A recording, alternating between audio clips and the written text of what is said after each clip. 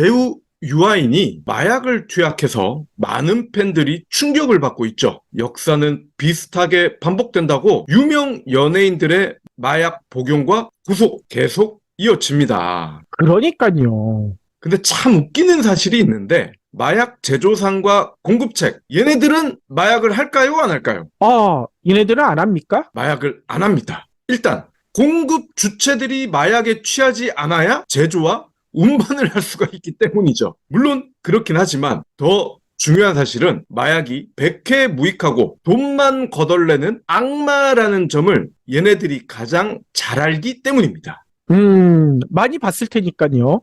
영업 열심히 하고 열심히 팔긴 하지만 정작 지들은 안 한다는 거. 지금 집 사지 않으면 평생 못 산다 라면서 집값이 꼭지점일 때 나팔을 불어서 수많은 영끌족을 만들어 놓고 이제 와서 오리발을 내미는 보수 언론과 경제질들도 마찬가지입니다.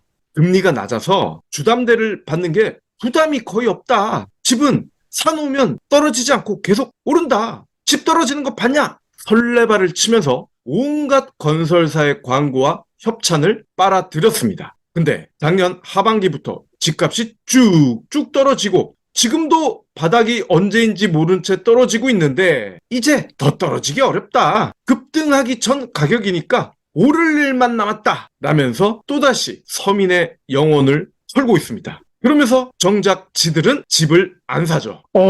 오히려 팔고 있을 거예요. 주식 투자를 할 때 그래도 믿을 만한 소스라고 믿고 있는 증권사 리포트. 대부분 증권사들 대기업 계열사들 아닙니까? 아니면 독보적인 금융 증권사들이고요. 그러니까 정확하겠지. 까지는 아니더라도 최소한 속이지는 않겠지. 라는 기대가 깔려있게 마련입니다. 하지만 증권사 역시 마약상이나 보수언론, 경제지와 큰 차이가 없다면 믿으시겠습니까? 증권사들이 전망한 기업들의 실적 예상치와 실제 공개된 영업이익 간 차이가 너무나 컸습니다. 증권사 리포트 존재 자체에 회의감이 들 정도인데요. 실적 전망치를 제시한 기업 10곳 중 8곳은 20% 이상 차이가 나더라는 겁니다. 그러니까요.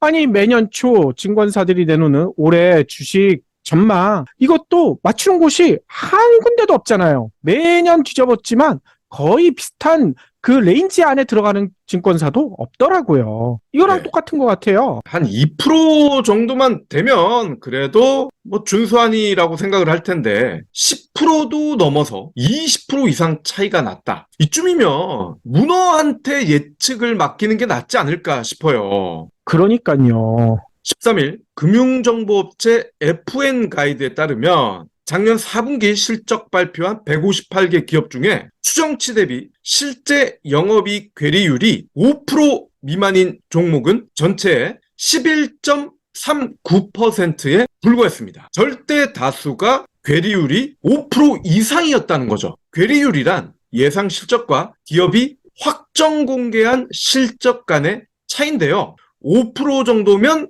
투자자들은 잘했다 라고 평가를 하지만 결과는 10곳 중 한두 곳을 제외하면 사실상 다 틀린 셈입니다. 괴리율을 10%로 확대해도 158개 중에 39곳 24.68%만 합격점을 받을 수가 있다는 거예요. 그렇죠. 그런데 이 괴리율 일반인들이 생각하는 것보다 너무나 큰 경우들도 많다면서요. 맞습니다. 포스코 케미칼이라는 기업을 아실 텐데요. 증권사들이 예측한 이 회사의 작년 4분기 영업이익 635억이었어요. 근데 실제로는 33억입니다. 무려 94.8%가 낮아요. 이 정도면 그냥 문어도 아니고 소가 뒷걸음질 쳐서 전망하는 것보다 낮은 거 아닙니까? 그렇죠. 이건 전망이라고 보기가 너무나 부끄럽죠. 포스코 케미칼은 작년 4분기 실적 부진에 대해 내화물, 생석회 사업을 포함한 기초소재 사업 부문의 부진 탓이다 라고 설명을 했는데 증권사 리포트를 만드는 직원분들은 이러한 부진을 전혀 예측하지 못했다는 뜻 아닙니까? 그러니까요. 도대체 업체 가서 뭘 보고 왔는지 의심스러울 수밖에 없죠. 증권사들이 예상한 증권업체 실적도 예상을 크게 빗나갔는데요. 지들 회사 실적도 못 맞추는 그런 사람들이라는 거예요. 삼성증권의 작년 4분기 영업이익 275억, 추정치는 1266억, 78.3%나 밑돌았죠. 미래에셋증권도 전망치를 50% 이상 밑돌았고요. KB금융, 신한지주 다 마찬가지입니다. 같은 업종에 있는 지들 친구들 회사인데도 전망치가 이렇게나 크게 빗나갔다. 신기하죠? 아, 일부러 안 맞히는 거 아닐까요? 다른 데만 그런가요? 우리가 틀린 거 아니다. 여기 봐라. 그나마 인터넷 관련 업종은 살짝 정확했대요. 미 연준의 기준금리 인상 여파로 증권사들이 실적 추정치를 크게 하향 조정했기 때문인데 네이버의 경우에는 2.8%만 차이가 났대요. 카카오도 4.6%. 이 정도면 5% 미만이니까 준수한 거죠.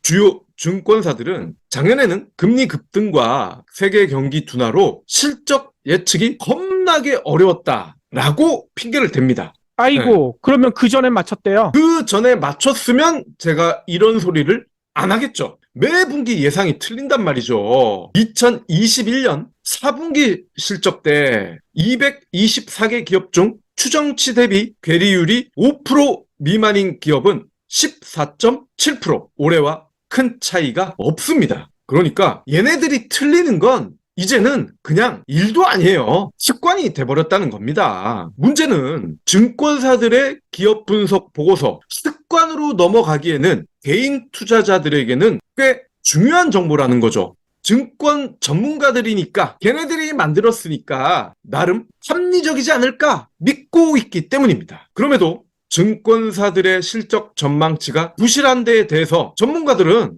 이러한 설명을 하더라고요. 금융투자 업계가 왜곡돼 있다. 어떻게 왜곡이 돼 있는 거 설명을 들어보니 애널리스트들이 독자적으로 분석을 하면 그나마 정확할 텐데 기업이 주는 정보에 지나치게 의존한다는 거예요. 이 PD님이 의심하듯이 얘네들이 기업에 가서 얼마나 처먹고 왔는지 기업이 써주는 얘기를 그대로 리포트에 반영을 한다는 겁니다. 애널리스트들이 주요 기업에 대한 낮은 눈높이, 즉 매도 이런 식으로 제시를 했을 때 불이익이 온다고 하네요. 익명을 요구한 한 애널은 증권사 수입의 상당 부분이 법인 영업에서 나오기 때문에 매도라고 해야 되는데도 매수라고 밝히는 경우가 많다. 이렇게 고백을 합니다. 그러니까요.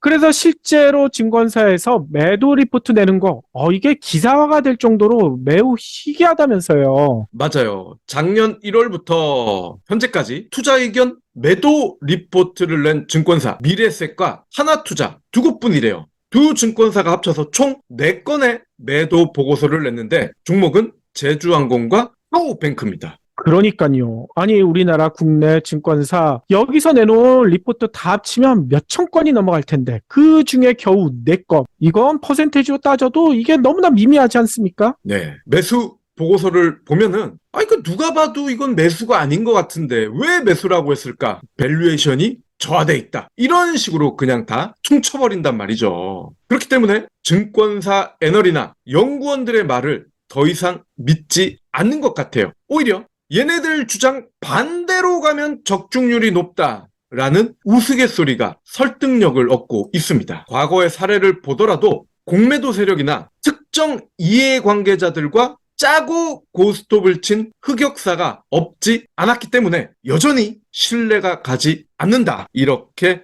설명을 하기 때문에 애청자 여러분들도 증권사 리포트 가급적이면 안 보는 게 좋을 것 같고요. 보시더라도 그냥 객관적인 팩트, 숫자에만 관심을 가지시는 게 좋을 것 같습니다. 그러니까요. 요즘 진짜 증권사 리포트 꼼꼼히 챙겨보는 그런 사람들도 줄어들어서 예전에는 증권사 리포트 네이버나 카카오 주식방에 이거 쫙 보여줬었지만 요즘은 그런 서비스도 안 하더라고요. 왜냐면 그거 다 틀렸으니 하도 여기 네이버나 카카오에 들어온다는 거죠. 네. 자, 그럼 증권사의 애널보다 더 투자를 잘하는 주식의 고수는 누굴까요? 박 PD. 저는 마이너스 30%입니다. 아이고, 이 박 PD도 믿으면 안 되겠네요. 어떻게 해요? 저는 그래서 절대로 누구한테 내가 산 종목 사라 이러지 않거든요. 저는 저만 피 보겠다라는 주의죠.